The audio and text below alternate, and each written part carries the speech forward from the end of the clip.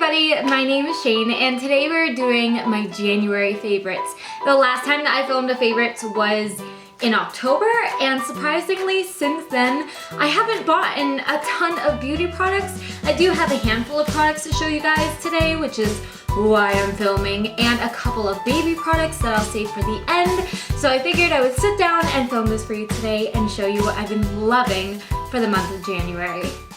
I don't think I'm gonna go in any particular order. I'm just gonna grab something and talk about it. So I guess I'll start with the two eyeshadow palettes I have to show you, and one is actually an old favorite and I'm bringing it back because I've been loving it so much recently. And it's my Galaxy Chic palette by BH Cosmetics. So affordable, and this palette is just everything. I would show you inside, but I may get judged a little bit. Maybe I can clean it up. Hang on. Oh, by the way, while I clean my palette, there's 3 palettes, but one's really small, so I kind of overlooked it, but okay. Oh, girl, I'm wearing black. Don't do that to me. So this is the Galaxy Chic palette again. I love this palette. It's one of the only palettes I own, if not the only palette that I own with baked. No, I have a Sephora one, but this is hands down my favorite baked eyeshadows. Honestly, I typically go for these 2 colors up here, which is Milky Way and Cosmic. And then I go for like the blues and the greens. I'm actually wearing a couple of these shadows on my lid today. I'm wearing the majority of my lid color from another palette, but I did go in. I went with Electra, I touched Meteor, and I did a lot of Earth as well. The other colors I haven't really played around with, but I'm dying to play with Venus here, which is kind of like that orangey color. I don't know why. I'm so afraid of orange eyeshadows, and we'll talk about that more when we talk about another palette as well. But you can see Jupiter and Neptune are both missing. Jupiter I lost the day that I showed this palette on camera several years ago. You can go like way back on my channel. Actually, I'll just link it down below if you want to hear like an in-depth review about this palette when I first got it. You can actually see in the video Jupiter just kind of committed suicide. So I didn't have any real plan going in to use this palette, so I just started playing around. Oh my god. Neptune I've used quite a bit, but I think the majority of it had also broken out. So these aren't like top-notch eyeshadows, you know. I think the palette was maybe 13 bucks. But the colors that did stay in here, I'm obsessed with. I love this palette so much. So much. The next palette that I'm going to talk about, which I also did a review on, so if you want to see that, that'll be down below as well. But this is the Huda Beauty textured eyeshadow palette, the Rose Gold edition. Now I've actually heard a lot of mixed reviews. I had done my own personal review on it, but I was hearing a lot of good and bad things about it. I think it's just one of those palettes that you should really go out. Like if you're even considering buying it, I would go out and spend the money on it. It is a $65 palette, I think, which is the most palette that I've purchased by far. So personally, I think the price is a little bit high, but I don't think it's a bad palette. So it does have all these like metallic and pearl eyeshadows up here, and then it's met with a lot of matte shades. Let me tell you, girl, truthfully, I haven't played with the metallic ones as much as I want to. Again, they're kind of out of my comfort zone, but that's what drew me to this palette, was the metallics. So I really want to start making looks with those. But this like dusty, dirty pink down here called Shy is gorgeous. Shy is one of my most used colors, especially if I'm going for a pink look. I love adding this in your crease for like a deeper pink. But I also use Sandalwood a lot down here, which is just a sandy color, like a little bit orange, a little bit brown as well. A weird color.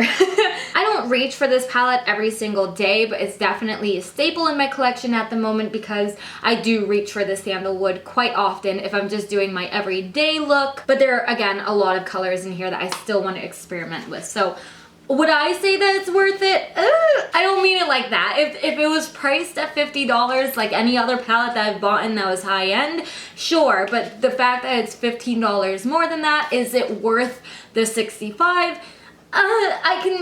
I see where they're coming from. It's a rose gold edition. It's Huda Beauty, which is huge on Instagram, of course. So I can kind of see that it would be more of like a collector's piece, but maybe for someone who isn't super into makeup and is just kind of looking for a high-end good palette, I'm gonna leave that up to you to decide whether it's worth that price or not. The third palette that I almost totally missed out on, and I also have a video kind of about this, putting it together. I put it in a Sephora haul that'll also be down below if you want to go check it out. But this was my very first Makeup Forever palette. I am wearing the blue shade on my lid today, so I did my entire lid in this blue, and then I had gone into that Galaxy Chic palette and mixed in some other blues. But I am loving this, and when I said I would talk about orange again, this is a palette I was talking about. I have not touched the orange yet. I've done a blue look now 3 times with this blue. I did a lavender look maybe about a week ago. You guys will see it in a upcoming video, a Q&A video, where I wore this lavender. Orange just scares me. Orange makes me look sick, I think. If I don't do it correctly, I feel like you can really mess up with orange.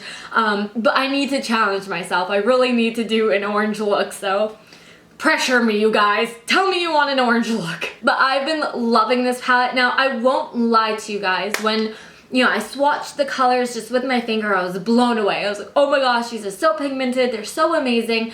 Then I went ahead and I started putting it on my lid with a brush, and I was kind of like, like, if you watched my Get Ready With Me, it was a really long chit chat Get Ready With Me. I was playing with this palette. You could kind of see my first impression of that.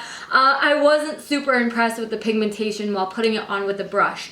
The moment I wet my brush and then use these the same way that I would do with the baked eyeshadows, oh my gosh, it completely changed the eyeshadow, completely took away any negative first impression I had about these eyeshadows. They were amazing. They do have pigmentation dry, but not nearly as pigmented as if you damp them a little bit. So if you do have these, I suggest doing that to get the best results. That is it with palettes. So moving on, we're still doing quite a bit of beauty. Most of it is makeup. I only have one skincare product, and then again the baby stuff.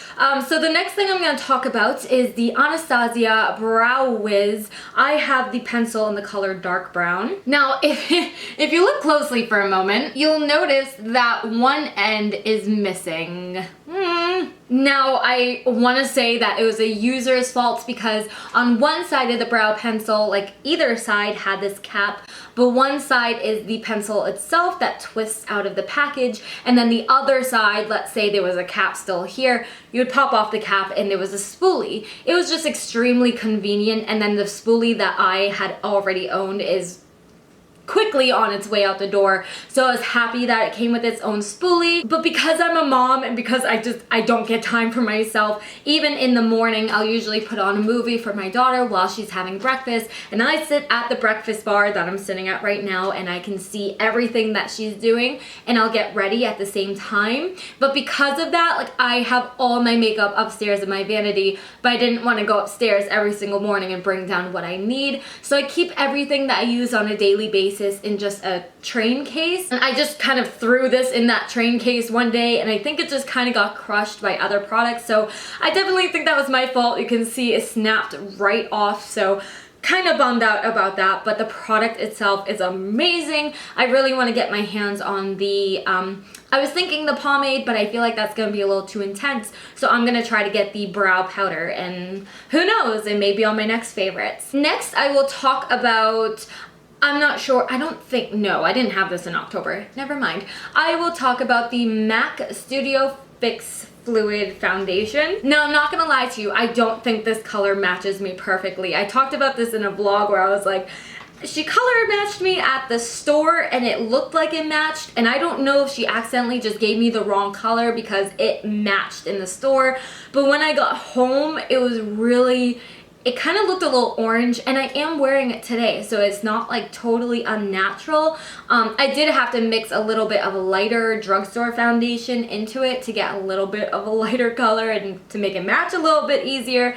But I remember when I was in high school, I had gotten my first foundation and they gave me NC20. This time they gave me NW15. So cool versus warm, and then two different numbers. How'd that happen? I don't know if this color matches me perfectly, but I love the formula. It's full coverage, so if you don't like that, you're not gonna like this foundation, but I just think it just blurs everything out. I don't know why recently I've been breaking out like crazy. I've been really under a lot of stress starting a new job and just stress in general. Like, we had a huge issue with my water pipes. I don't know, a lot of stress. So I don't know if it's my diet, which is crap, stress, which is crap, or just life in general, which is crap. I'm cool. I'm kidding. But it is a great foundation, and I actually know, you know, makeup artists that genuinely use this product and love it. So again, I would give it a try. Quick side note, for anybody who wants to try makeup but is afraid of wasting their money, just understand that you can return makeup. So if you want to go and try this Huda Beauty, but you're kind of skeptical about it, buy it and try it. And if you genuinely hate it, just make sure you hold on to the receipt and the packaging and bring it back, and you're gonna get your money back. So to me, again, that is just worth it to give it a try. I always like to be the devil's advocate. If someone tells me that something is bad, I need to know for myself. Bites me in the butt sometimes. Next, this is actually my newest product and my newest favorites, which is the Naked Skin by Urban Decay Naked Skin Weightless Complete Coverage Concealer. Now, I got mine in the color Fair, which is the lightest shade that they carry, and I was really hoping to hate this product. And here we are in my favorites. I love this concealer. They're not playing when they say it's full coverage, but I love that because if you ever see me without makeup, which I've gone on camera plenty of times without, I just naturally have really dark eyes. Like, the area surrounding my eyes are always dark. I always look really tired, and I usually put this on, underneath my eyes, on my forehead, on my chin. It just brightens everything up while covering, which is amazing. It's $28, and that is why I was really hoping that I would hate it, because it's this big. But I'm realizing I'm actually getting quite a bit of usage out of it. I've only had it for a little while, and like, even while I'm scraping the sides with my brush, I mean, you can see like little space in there. So I feel like they package their product fairly as well, which some companies do not do. Next, I am going to show you a brush. This is my first high-end brush, and I'm so happy with it. I preach all the time that you do not need high-end brushes to achieve beautiful looks, but they'll help. There are some brushes that I probably won't ever buy high-end. Most brushes that I just don't use very often, like maybe fan brushes, foundation brushes, because I use my beauty blender, maybe a crease brush, like a really nice blending brush, one day I'll invest in.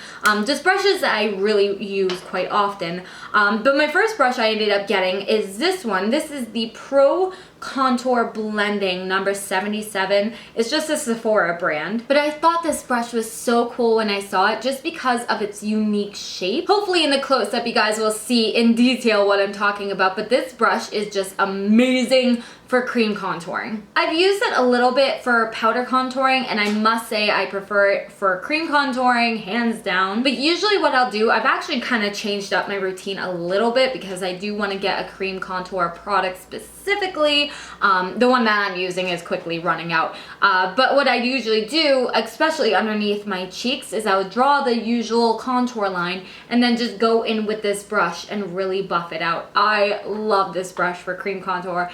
It was pricey. I think it was maybe $32, and that's why I don't buy a lot of high-end brushes, because that right there is almost a palette or a couple of lip products.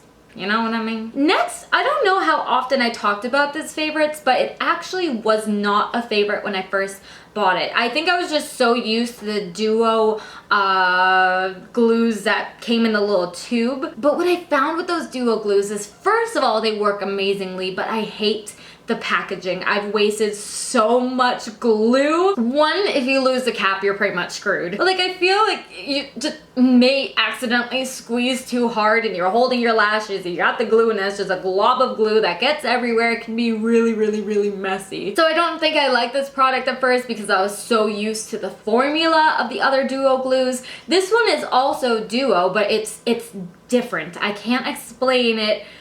I just know it's different. Good job, Shayna, explaining that one. But this is the Duo Brush On Adhesive. So that's what I really, really like about this product is the applicator. Ooh, there's some dry glue on it. But it's just a teeny tiny brush, which I think just makes the application of eyelashes so much easier. Eyelashes, putting them on is already a challenge. I know this. I'm just used to doing it at this point. Not only do you have to fidget with putting on the eyelashes, but you have to first fidget with getting the glue on the lashes. This you simply twist off, you brush it right on your lash band, give it a few minutes to dry, and then you can put them right on. I noticed as well that this becomes a lot tackier faster than the normal tube duo lash glue. So if you're a beginner, I recommend this one because it's not instantly drying, but within, I would say, about 15 to 30 seconds, you'll be able to go ahead and put on your lashes. Where if you're doing with the tube one, it may be slipping and sliding a little bit more than you want to. So I love this. I got this product during Christmas time. I had purchased a mystery box from Lush, but then I also ended up purchasing this face jelly by itself.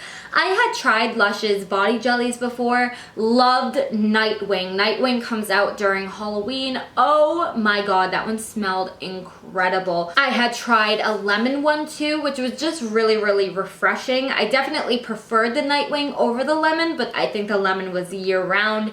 And then I saw this one. Now, when it was put together, it was in the shape of a beard, which was so funny, but after using it, your jelly is going to kind of break up on you. But I find this formula to be just extremely refreshing. I always love, it kind of leaves your skin tingling, and I always love that cooling feeling on your face. I've been using this as like a gentle cleanser, so not if I have a ton of makeup on, but maybe like after I've done my coconut oil, taken most of the makeup off, then I'll take a little bit of this and go in and wash my face. I just ran outside. I forgot a product that Lush reminded me of, so really quickly I will talk about this one. This is the Dream Cream.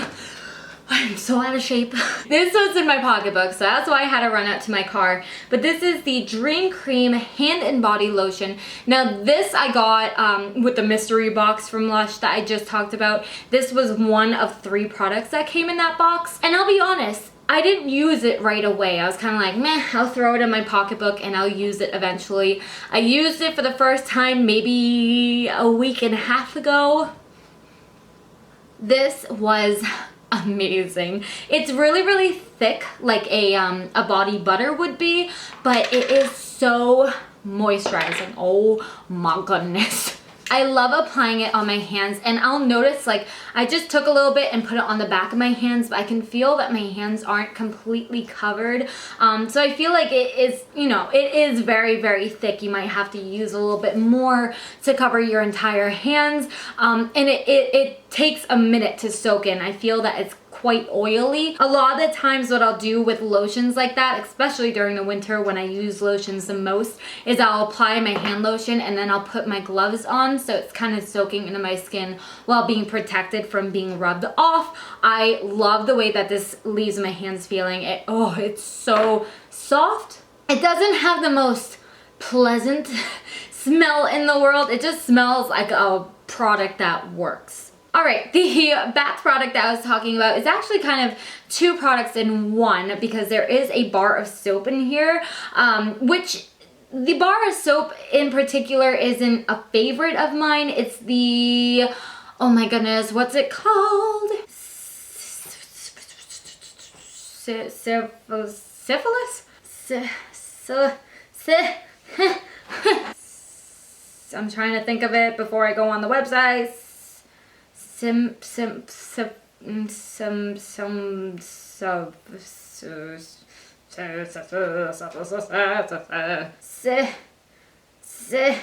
Serendipity.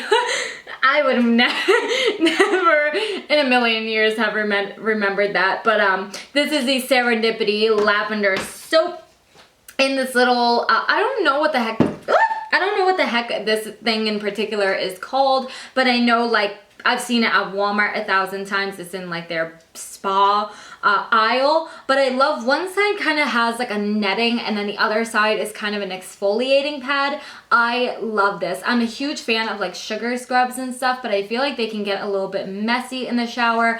So what I'll usually do, and I'm actually planning on making a whole video about this, but when I really want a really close shave, I'll shave my legs and then I go in and buff my skin with this and then I'll shave them again. Girl. But I'm gonna make like a whole video about how to get the softest legs of your life. But just be prepared for this to be in that video. All right, that is all of the favorites that have to do with beauty or with me. I only have 3 baby products. I love including baby products in my favorites because I'm always finding new stuff. Not this month though. So my daughter loves her baths. She calls them bubbles. Like when she wants to take a bubble bath, she calls it bubble. And there's a couple products that we have been using. So we've been using this Disney Princess 3-in-1 Berry Bouquet Body Wash, Shampoo, and Conditioner. It just smells amazingly. It is tear-free. It's hypoallergenic. Oh, and it smells amazing.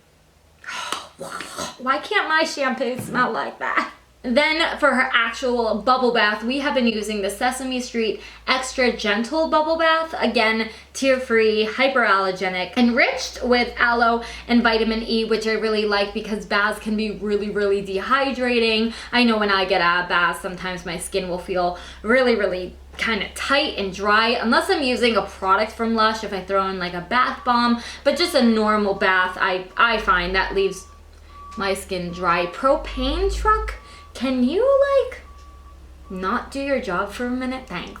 Then the last baby products I'm going to show you are awesome. I really love these things, and the best part about them is they're really inexpensive. So these, at first, I remember when I first got these, I think I got them not this past Christmas, but the Christmas before. I had got them in Ella's stocking stuffers, and I'm like, what the heck is this? These are magic towels, and I have seen them at the dollar store, so you can get them for $1 each. I have 2 unopened ones, so this is what they look like. This one in particular is just Moana, and then I also have one that's unopened that's a Tweety Bird. They have a ton of different you know, characters on their towels, so whether you have a boy or a girl, they're gonna find one they love. I have a couple ones here, so you would unwrap this and then it would just come out in the same shape, and then you just kind of pull it apart. Once you wet it, it turns into almost a washcloth, and this is what I use to bathe my daughter. So usually,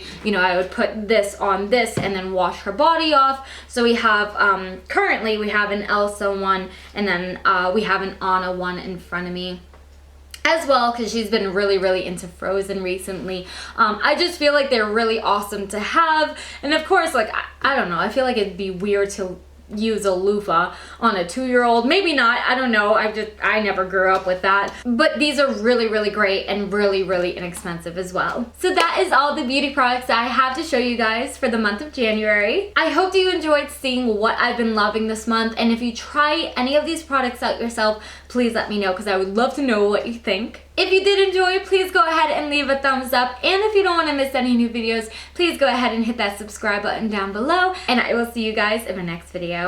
Bye!